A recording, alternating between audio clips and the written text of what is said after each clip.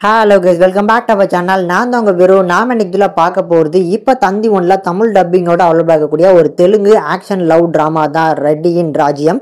இந்த படம் எப்படி இருக்கு அப்படிங்கிறத இந்த உள்ள பார்த்துருவோம். இந்த படத்தோட கதையை பொறுத்தளவுக்கு இந்த படத்தில் இருக்கக்கூடிய ஹீரோ பேர் வந்து சிவா. சிவா வந்து ஊருக்குள்ளே முதல்ல ஒரு பொண்ணை பார்க்குறாப்புல. அந்த பொண்ணை ரொம்ப பிடிச்சி போய் சுற்றி சுற்றி வந்தாலும் ஒரு கட்டத்தில் அந்த காதலுக்கு ஒரு சில பிரச்சனைகள்னால அந்த காதல் ஃபெயிலியர் ஆயிடுது.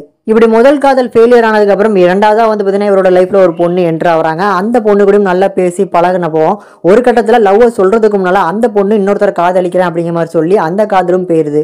இதுக்கப்புறம் காதலும் வேணாம் பொண்ணுங்களும் வேணாம் அப்படின்னு சொல்லி நம்ம ஹீரோ வந்து காலேஜ் லைஃப்பை வந்து பார்த்தீங்கன்னா ஹாப்பியாக வாழ்ந்துட்டு இருக்கும்போது இவரோட லைஃப்பில் சந்தியா அப்படிங்கிற ஒரு பொண்ணு இவங்க காலேஜுக்கு புதுசாக என்ட்ரு ஆகுறாங்க.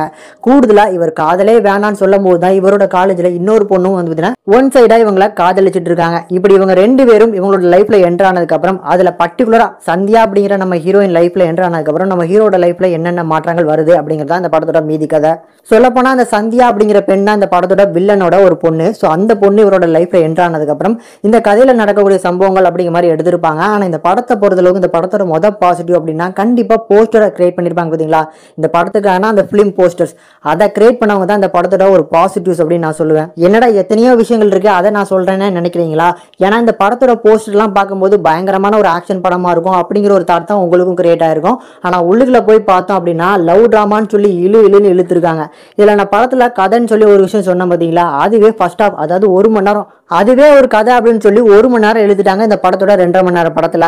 இதுக்கப்புறம் செகண்ட் ஹாப்லயாவது வந்து பிக்கப் ஆகி படத்துக்குள்ள என்டர் ஆவாங்கன்னு பார்த்தா செகண்ட் ஹாப்லேயும் வந்து பார்த்தீங்கன்னா மேஜராக லவ் போர்ஷன்ஸ் தான். ஆக்ஷன் சீக்வன்ஸ் அப்படிங்கிறது இல்லை. ஆனால் ஆக்ஷன் போர்ஷன் மாதிரி வந்து பார்த்தீங்கன்னா படத்தோட போஸ்டர் கிரியேட் பண்ணி கொடுத்துருக்காங்க. சரி, அப்படி வர அந்த லவ் போர்ஷன்ஸாவது நல்லா இருக்கான்னு கேட்டிங்கன்னா அதுவுமே ஒரு ரொட்டீன் டெம்ப்ளேட் தான். ஸோ பழைய கதையை தான் திருப்பி வந்து பார்த்தீங்கன்னா இந்த படத்தில் யூஸ் பண்ணியிருக்காங்க. அந்த லவ் போர்ஷன்ஸும் பெருசாக எஃபெக்டிவாக இல்லை, ஆக்ஷன் சீக்வன்ஸ் சுத்தமாக இல்லை அப்படின்னு தான் என்னோட தாட். இந்த படத்தில் இருக்கக்கூடிய பாசிட்டிவ் தான் என்ன அப்படின்னு பார்க்கும்போது இந்த படத்தில் சாங்ஸுக்காக போனப்பட்ட அந்த லொக்கேஷன் நல்லா இருக்கும். சாங்ஸ் பெருசாக ஒர்க் அவுட் ஆகல அப்படின்னாலும் அந்த சாங்ஸில் இருக்கக்கூடிய அந்த சினிமாட்டோகிராஃபிக்லாம் நல்லா இருந்துச்சு. இதை தாண்டி இந்த படத்தை தமிழ் டப் பண்ணியிருக்காங்க பார்த்தீங்களா, அந்த தமிழ் டப்பிங் பார்க்கறதுக்கும் கேட்கறதுக்கும் நல்லா இருக்குது. அதனால ஒரு ஒன் டைம் ட்ரை பண்ணி பார்க்கலாம். அதுலேயுமே என்ன கேட்டால் அந்த படத்தை ஸ்கிப் பண்ணிக்கிறது ஒரு நல்ல ஆப்ஷன். 2 மணி நேரம் வந்து இந்த படத்துக்கு செலவு பண்றதுக்கு வேலை வேற ஏதாவது வந்து பார்க்கலாம் அப்படிங்கிறது என்னோட பர்சனல் தாட்.